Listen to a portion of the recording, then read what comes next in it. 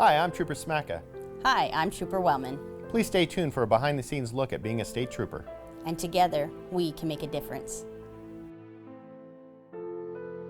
Here we are live at the 360 Vegas studios. We have Trooper Smacka and Trooper Wellman from Nevada Highway Patrol here with Trooper Talk. Thank you so much for joining us. So much to get to. So many things happened this week and all that type of stuff. Great to have you here and great to have you back again. Everybody loves when you both come on and all that type of. We have the crowd cheering right now. You can't hear it. It's always good to be on. Some of the things we're going to talk about today are, the road rage, right? That it's very easy to go from 0 to 10 very quickly, and we want everyone to just be safe. Talk to us about road rage. Yes, road rage, we are seeing a prevalence of it, and it's somewhat, you're seeing people on edge, and it's somewhat understandable. It's been, in the last couple of years, has been very stressful for everybody in our community. There's been a lot going on as far as you have a global epidemic. You've had some, everyone having to stay home for a period of time. People are starting to come back out and trying to return to some sense of normalcy. Yet, there's a lot of stress involved with those events, though, and you're seeing it that people their patience has been a little more limited than you tend to remember from years past. And I saw on the NHP Twitter, we didn't show it because it had the football team logo on there, but they had the two trooper patrol cars there, right? We talked about it last time, which is people drive on the shoulder to evade, right? And so talk to us about shoulder driving. Yeah, it's I know people are just trying to get through traffic and they don't want to wait their turn, so that's very frustrating for the motoring public because everybody's being patient and waiting their turn as well. Nobody wants to sit in traffic, right? But also, people don't understand the dangers of driving on the shoulder. The shoulder is designated for disabled vehicles, maybe people having an emergency they need to pull over, as well as emergency vehicles. That's where we conduct our business. That's where people are, when we activate our lights and siren, that's where they're supposed to pull over to. And if somebody's driving on the shoulder, now they're putting everybody's life at risk because of their selfishness, because they don't want to wait. I don't know what other reason why they would drive on the shoulder except that they don't want to wait in traffic, and so they're just trying to get by. It's not okay. You're putting everybody in danger, including yourself. And I also saw in there, we always want to talk about, impaired driving, certainly at sporting events or concerts or any of these type of things. People are consuming alcohol, right? Yeah. So we want people to be careful on those ways, right? Yes, we want people to go out, enjoy themselves, have a good time. And a major sporting event is the perfect opportunity for you to take public transportation. Don't even drive to the venue and have to worry about parking. Take an Uber, a Lyft, or I know a lot of these events with these professional teams we have locally have shuttles and other ways for you to get to the venue safely and get home safely.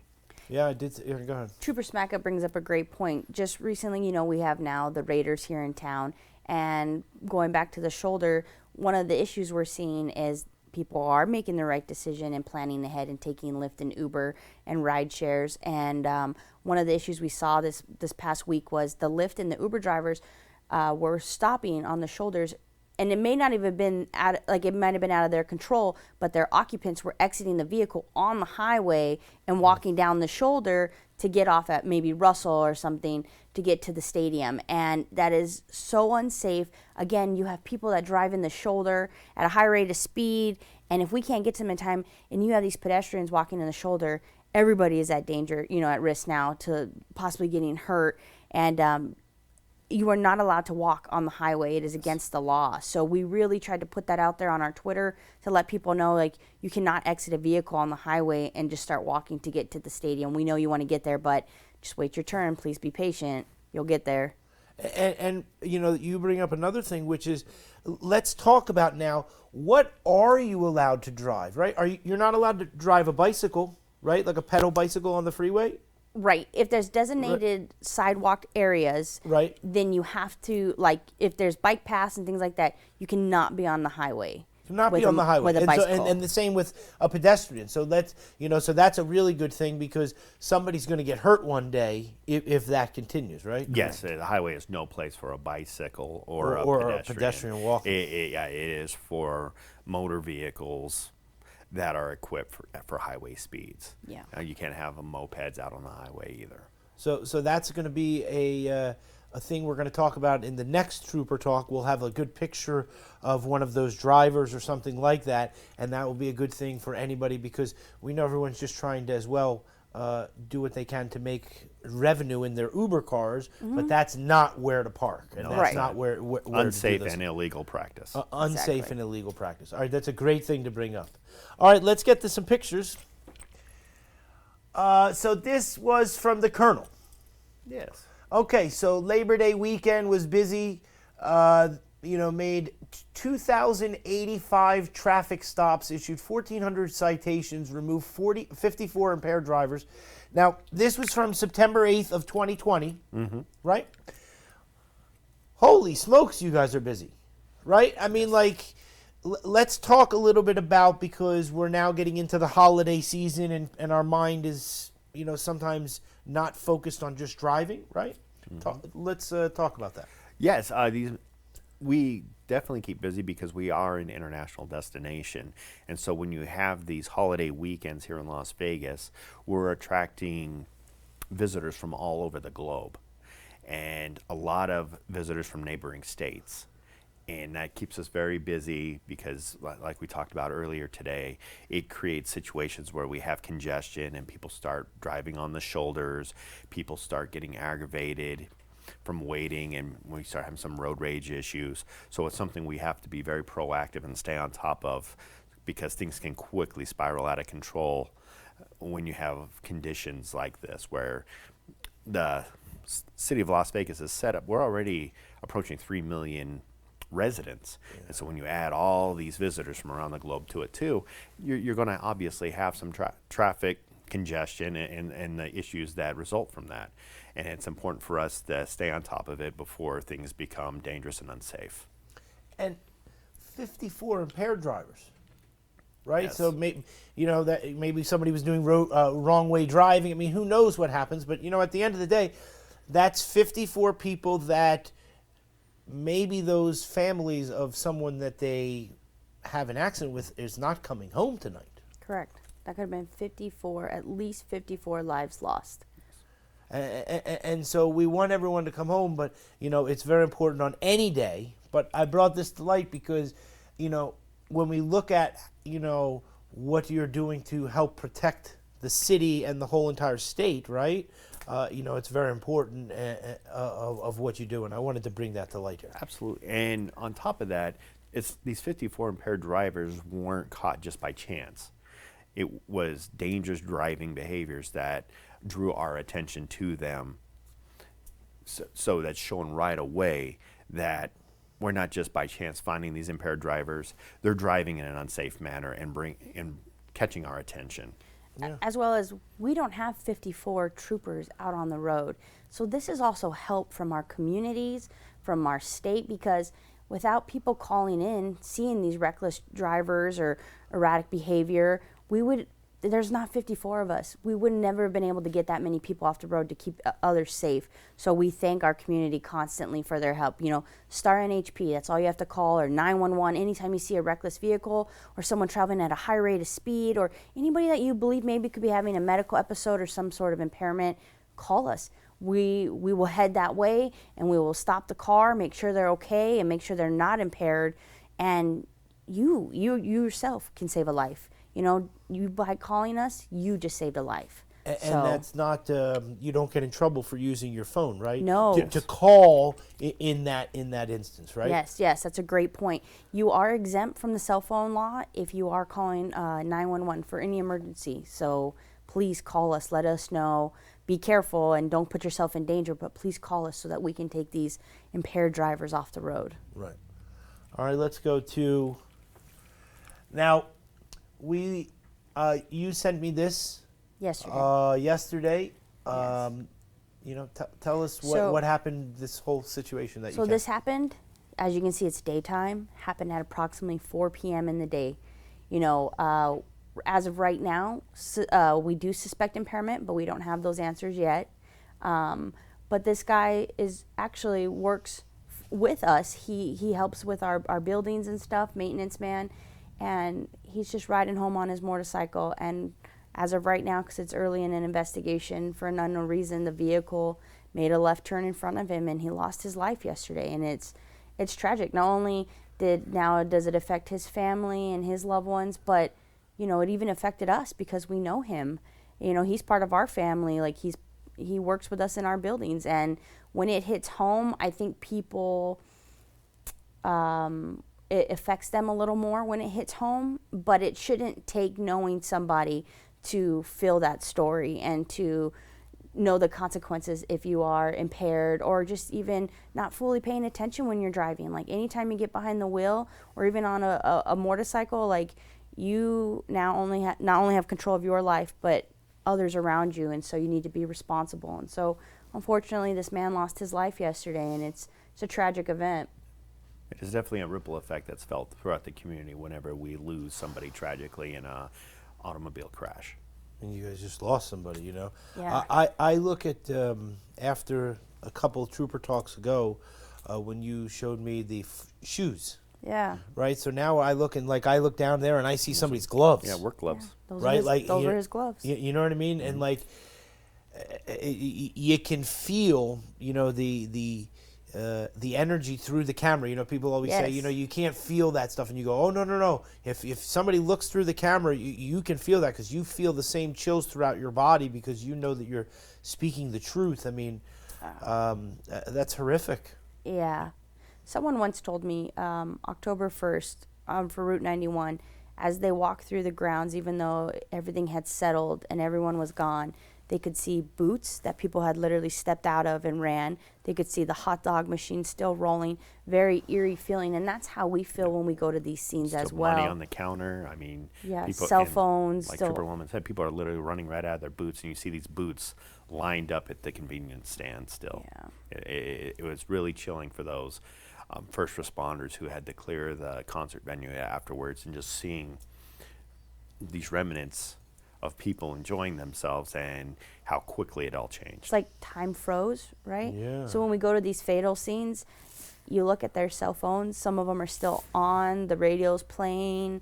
They just posted pictures online maybe a few minutes ago. They were out with their friends. Dash cam footage, like of them giggling right before incidents, and it's very eerie and it's very just tragic because it's just like if you could turn back time, right? Right, just like a few seconds, I mean, just That butterfly effect.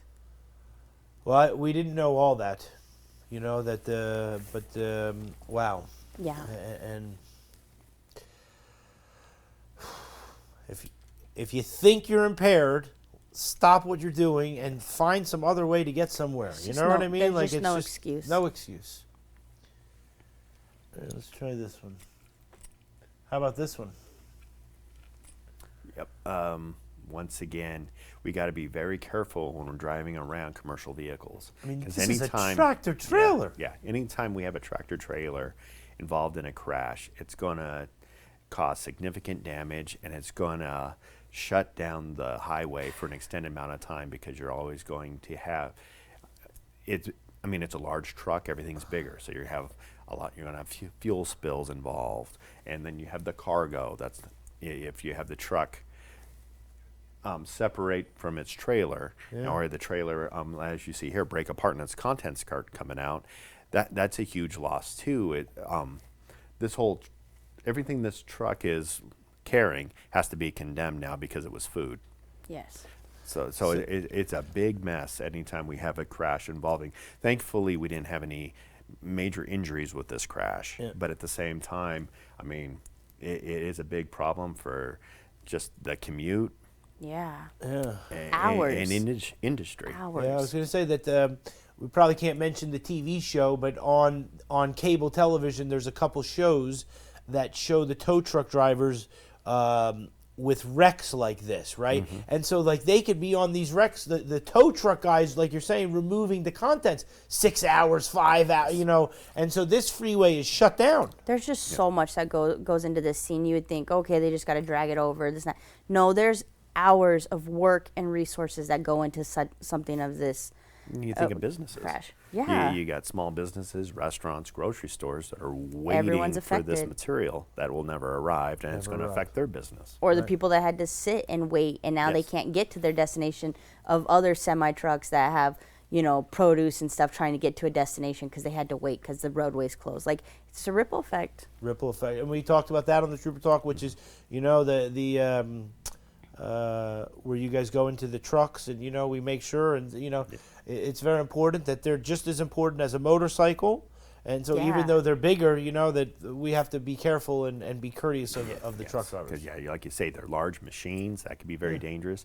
And before you have the first responders and emergency personnel arrive on scene, you've got 100 gallons of diesel Yeah, and look oil at on the yeah. roadway, and that's creating a dangerous situation on our roadways. That's very slick. Yep. Now you have to Yeah. get cleanup for that. Again, it is just, it's a major Environmental incident. problems. Right, and then you're driving past there and you don't even realize that, and maybe then the car is slick on the roadway or something. Yeah.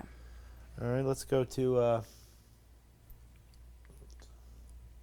right, I thought of this one now. I found this one when I did a search for NHP because I thought, you know, first of all, we have .235, right, way above the legal limit, right, and this trooper found all this stuff in there. Yep. If you want to know how you get to a .35, that's how you get to a Is it .235. 0.2835? Yeah, .235. Yep. .2 That's how you get there. And so, you know, as soon as somebody has a sip or whatever it is that gets them a little bit impaired, they need to stop.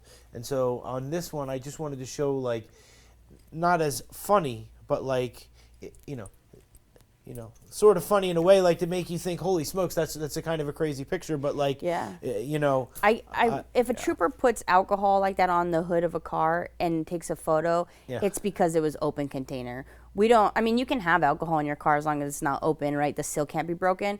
But if they put that on the hood of the car like that, it was for evidence for the case, and it was because there was open container. So that means that this driver was drinking and driving. So that's Drinking why and this is driving. so, That's just an obscene Dangerous. amount of alcohol Yeah, for someone ridiculous.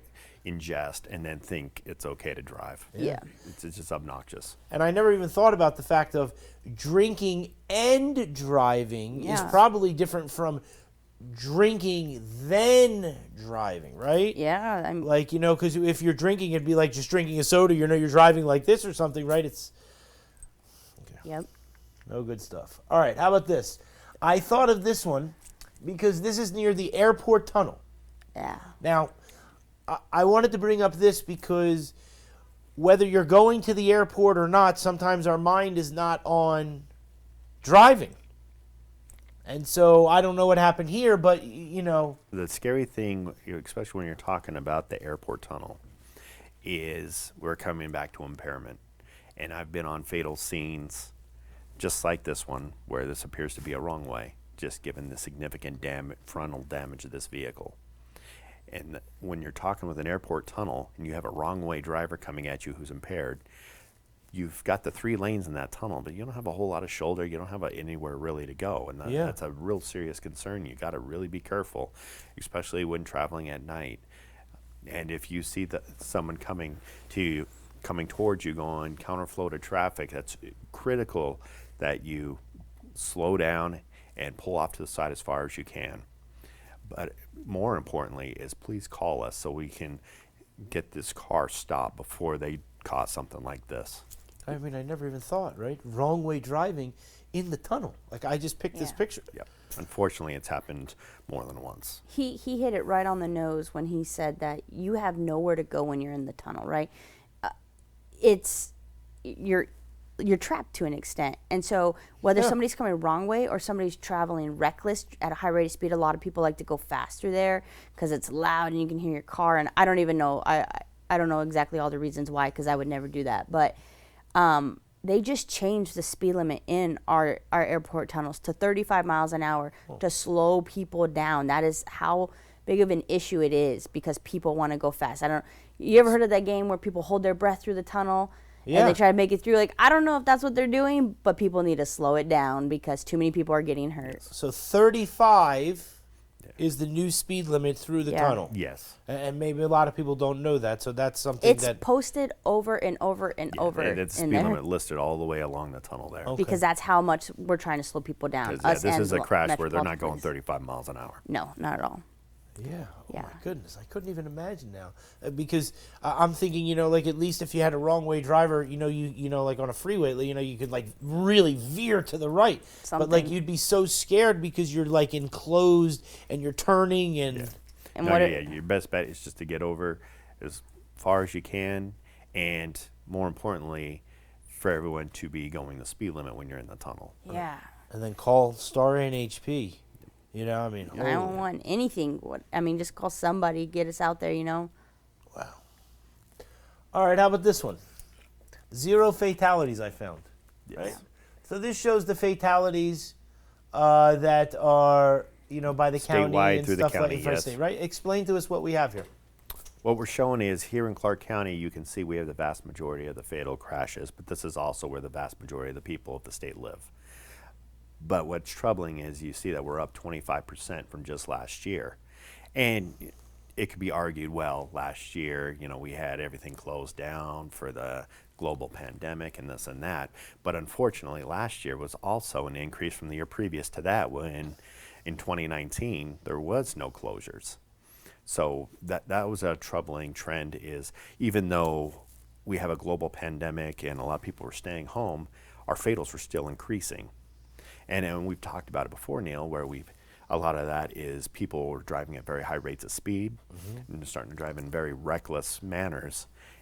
And it was because they had a lot fewer vehicles on the road with them, Right, so they that's felt right. like free to increase their speed. But the problem is everyone's back on the road now, but people are still driving in that manner. And now we're looking at a 10-year spike in our fatal crashes in the state. And it's something we really need to get in front of because we've talked about time and time again. Every one of these, we're talking 243 people. Every one of those people have families, friends, co-workers. It's a huge ripple effect it has across our entire state. And this number is just completely unacceptable. Unacceptable. And, the thing is that 54 pedestrians, unrestrained people not wearing their motorists, seatbelts. Seatbelts make a difference, Yes, they do. We've 100%. talked about that. I didn't understand the seatbelt for a long time in my life, but now, I do, it's like, it's so important. It's there for a reason. Yes. It's a click it, and so. And in bold print right there at the top causes, you got Right, impairment and and speed. speeding. That's what we're so finding. we have to, that's why I wanted to show this so that everybody knows that, it doesn't matter what county as well, but it's very important that from all different things, we have to look at that, right?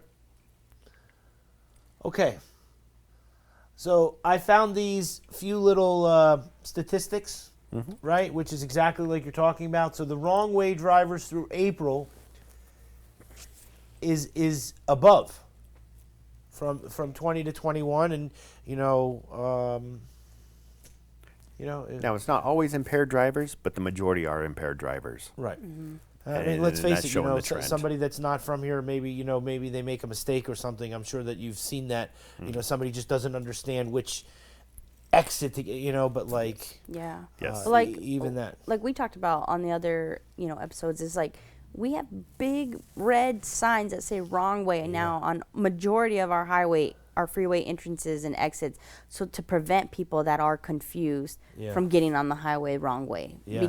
Like we're doing everything we can and everything we can think of to prevent this from happening, and majority unfortunately are impaired, and we can only do so much with that and just be out there and enforcing and stopping them. But ultimately it comes down to everybody needs to be responsible for themselves and pay attention and really see it. Okay, wait, how do I enter this highway? And if you don't know, maybe pull over and figure it out for a second. But you gotta be responsible. And one of my guys was teaching his children about to get the permit, and so those DMV books are online. Yes. Yeah. right? And so, not saying that we should read them, but sometimes if somebody does have a question, those things are available for free, of exactly what this means or whatever. We and read those. Yeah, it's Not a great only- resource. Yeah, not only do we read Nevada Revised Statute constantly to stay up and educated on the new laws, but we read the DMV booklet because things change all the time. Like, oh, can I turn in the gas station parking lot and then re-exit to the street to bypass all this traffic? Like, yes. I mean, there's things that constantly I'm like, I haven't read that for a while. Let me read it, look it up. But we use the DMV study guide as a resource a lot, so it's a great one. And so to that's- clarify that you yeah. cannot do that. You'll You can, receive a yeah, ticket. yeah, good point. Yeah, you cannot do that. And they're always doing it though. They come in and then they Yeah. Whatever, it's Yeah, just you a can't matter cut of- through a private business to get around traffic. You can receive a Right. ticket. Yes, Yeah, yes. you're not allowed to do that. All right, let's go to this one. So, tips to avoid a wrong way crash: slow down, call Star NHP, avoid distracted driver, drive defensively, and avoid the fast lane. So, we've talked about the slow down, the call NHP, the avoid distracted driver. So, somebody on the phone, right? So, just leave them alone, right? Do you see them on the phone, just sort of avoid them, right? Talk to us about the other ones. Well, driving defensively is being aware of the cars around you.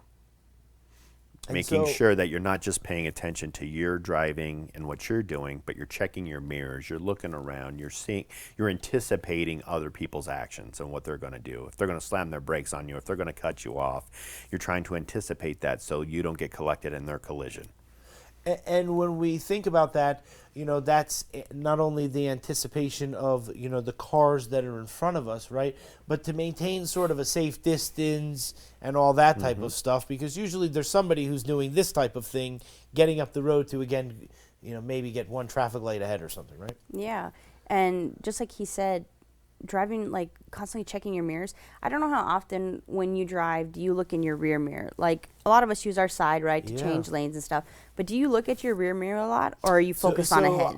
When I drive, it's really weird because I try to look at the sides more than the rear because I'm not so concerned as to what's behind me. But I will tell you that when I drive the truck versus the car, I look, and when I'm in the car, and when I'm lower, it's a lot harder to turn. Yeah. But Yeah. Every car has its own blind spots, Yeah. right, and obstacles. Yeah. But I will almost guarantee you, probably 9 out of 10 troopers, we drive 360. So what I mean by that is we're using every single mirror. We're looking ahead, but we're also looking through our rear mirror. And we get more speed with our rear radar, looking through our rear mirror, seeing cars coming up fast because they think they haven't seen us yet. Or they think we're not seeing them and they're making unsafe lane changes, or they're coming up fastly, and then once they see us, they slam on their brakes and things like that. So I'm looking ahead, but I'm also looking behind me. So for an example, when I'm in my personal car and I have my loved ones in the car, all of a sudden if I start changing lanes or decreasing my speeds, my loved ones will be like, what are you doing? They don't even see what I'm seeing, what's coming up ahead, but I'm already preparing that a danger is coming up ahead, right? Yeah. Somebody's traveling at a high rate of speed, I'm going to get out of the way. Or they're making unsafe lane changes. I don't like what they're doing, so it's making me uneasy. I'm going to move. So I'm constantly driving, looking in my rear view mirror and my sides and my front, so that way I'm doing a 360 constantly. So it could be exhausting, but once you muscle memory, and once you do it all the time, you don't even think about it. Just like when you're driving your gas, brake, you don't even think about it, right? It's just it's natural. So same thing. Like once you just practice looking at all your mirrors, it becomes natural. And honestly, it's defensively driving, and it keeps you safe. It's a great point she's made too, because I never thought about you that. get Tell those us. reckless cars coming up to you at a high rate of speed. If you get out of the way, you may have avoided being involved in a horrible crash. Yeah. Because we've had a couple instances just this month where cars have come up and struck another vehicle from behind at a very high rate of speed. You don't know this person approaching you at a very high rate of speed, if they're looking at their phone, if they're impaired, if they're distracted. And we've had a couple occurrences now where they slammed into the back of another car, and we're not seeing any skid marks, any braking, any turning. I mean, they hit it full speed and never saw that car in front of them. Yeah, that's a very good point. And you don't even, you're driving, you don't think about it, but Yeah, and it wasn't even, I mean, every situation is different, but let's say the impact didn't even cause the fatality, right? it's the reaction of what the drivers did possibly after the victim cars, of what they did after being struck. And it's because of they, you know, I'm not trying to say like maybe if they would have looked at their mirrors, but maybe could it made it a little bit of a difference possibly. You just never know, right? It's the never butterfly effect. You never know.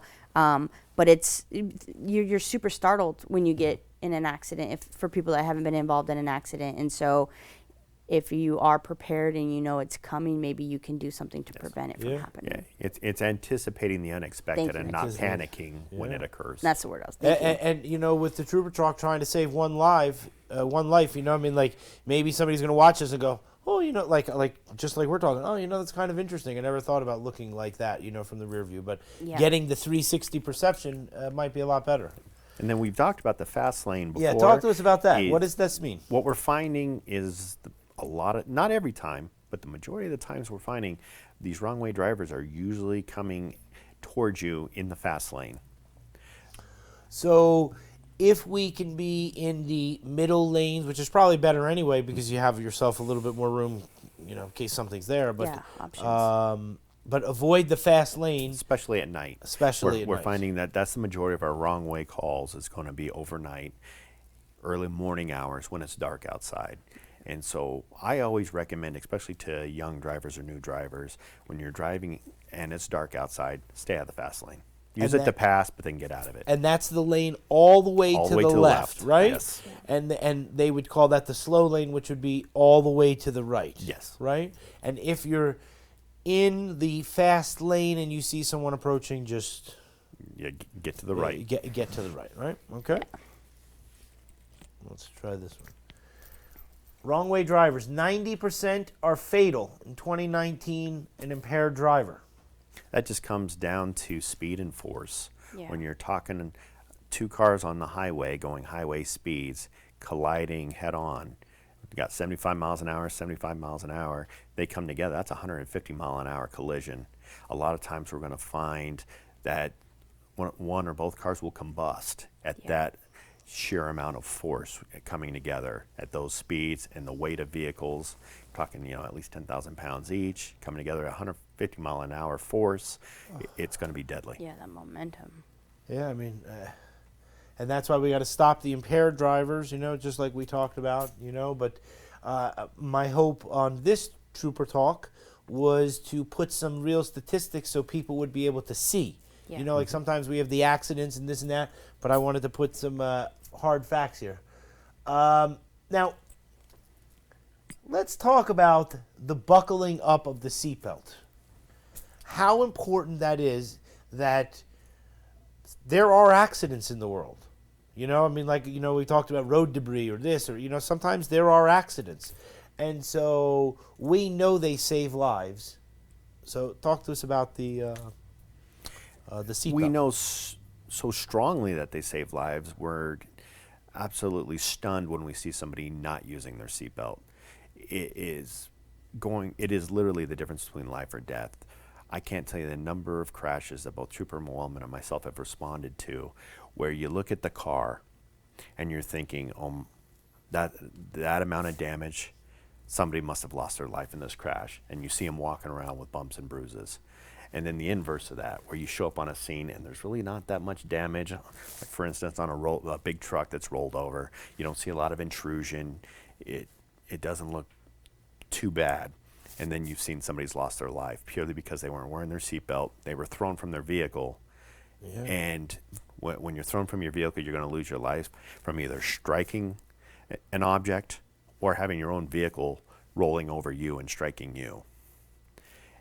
Your chances of surviving a rollover collision are going to be so much greater if you're able to stay within your vehicle and you have all that metal and cushioning around you versus being thrown from the vehicle and now you're just a piece of debris.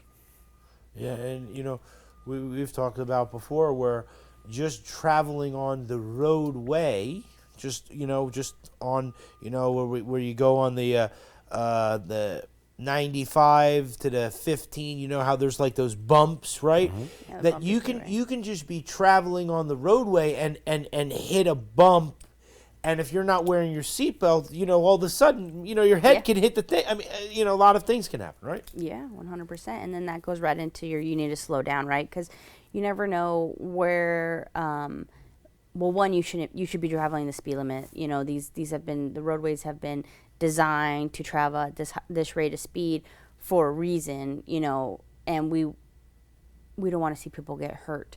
But like you just said, the 95 by the IR-15 highway, it's got like this bumpiness. And if yeah. you're not from here, and that's right by our Fremont and our Strip, Yes. if you're not from here and you're traveling at a high rate of speed, that's going to surprise you. And it's going to cause you to either lose control of your vehicle or put somebody else in danger, maybe going and failing to maintain your travel lane, so many different things. But also, like you said, like if you're not buckled up and you're bouncing around in your Yeah. car like that. Oh, I'm sorry. I know what I was going to say now. So slow down because of the roadway, but also if it's like weather conditions and it's raining and you're traveling at a high rate of speed and there's oil in the roadway, you don't know what's in the road and it causes you to lose control. Now that you're going faster, you just increased your chances of injuring yourself or someone else. So it's not worth it, you know? Not worth it. It's And not so worth it. Slow down, buckle up, you know, follow the roadway. Like, you know, I mean, like I said, you know, there's a lot of different things that we've talked about before. The road is not the same every day, you know, and so, Yeah. and of course, drive sober, Yes. Yeah. right? Always. We don't, have Given. to, you know, the Las Vegas destination city, right? Yeah. On top Call of it, though, Uber. while we're talking about seatbelts Tell me. too, I'd like to mention a lot of newer cars have airbag technology. Okay. And if you're not wearing your seatbelt and your vehicle is equipped with airbags, those airbags are designed to work in conjunction with your seatbelt. And if you're not wearing that seatbelt, that's going to slow your forward progress as you have this airbag exploding out towards you at over 100 miles an hour. That airbag is going to cause you more harm than it's going to prevent. You're going to be injured just purely from your airbag hitting your face. We've seen people with severe burns, Yeah. lacerations, even abrasions, thought of just that. from their airbag exploding out at them because they weren't wearing their seatbelt to slow their forward progress as that airbag's coming at them. That airbag becomes very dangerous if you're not wearing that seatbelt. And so the buckle up, which we're, that's going to be a future Trooper Talk, which is just going to be around the buckling up and things like that. I didn't know that, you know, and so, again, different way to save a life. But, you know, if you have a new car, you know, look at the safety things, but always buckle up. Yep. All right. So that's the end of our presentation for the day. I thank you both for coming. I think that it's really, really important, and you know, I know that everyone's appreciative of doing the Trooper Talk, and you know, we're learning, and each time we're doing different things, and so it's getting better and better. Yes, thank you, Neil. It's always a pleasure for us to be on your show. Yeah, great. Yeah. Thank you. All right, thanks. So we'll say goodbye to everybody. All right, we'll see you soon, and everybody be safe.